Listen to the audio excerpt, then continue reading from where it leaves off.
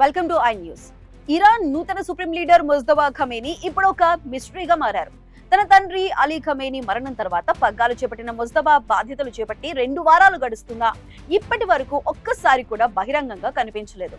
ఆయన బ్రతికే ఉన్నారా లేక ఫిబ్రవరి 28న జరిగిన దాడుల్లో తీవ్రంగా గాయపడ్డారా అన్న కోణంలో అమెరికా గూఢచారి సంస్థ సిఐఏ, ఇజ్రాయెల్, మొసాద్ తీవ్రంగా గాలిస్తున్నాయి.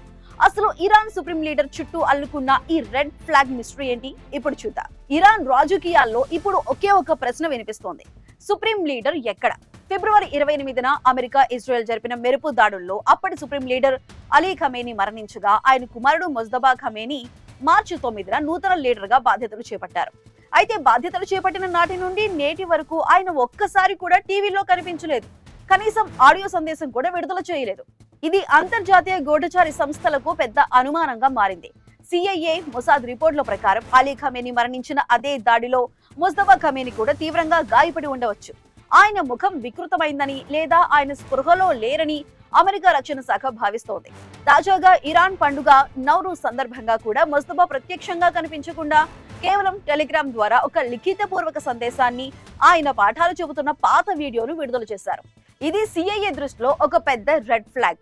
చనిపోయిన వ్యక్తిని ఇరాన్ సుప్రీం లీడర్ గా ఎంచుకోదు, కానీ ఆయన నిజంగానే అధికారంలో ఉన్నారా లేదా అన్నదానికి మా దగ్గర ఆధారాలు లేవు అని ఒక సీనియర్ అమెరికన్ అధికారి వ్యాఖ్యానించడం పరిస్థితి తీవ్రతకు అద్దం పడుతోంది.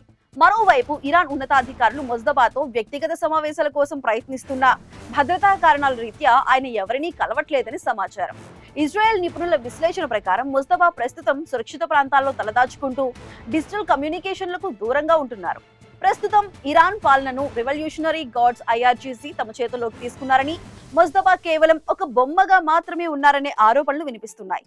అమెరికా అధ్యక్షుడు డొనాల్డ్ ట్రంప్ కూడా ముజ్తబా నాయకత్వాన్ని అంగీకరించేది లేదని ఇప్పటికే స్పష్టం చేశారు.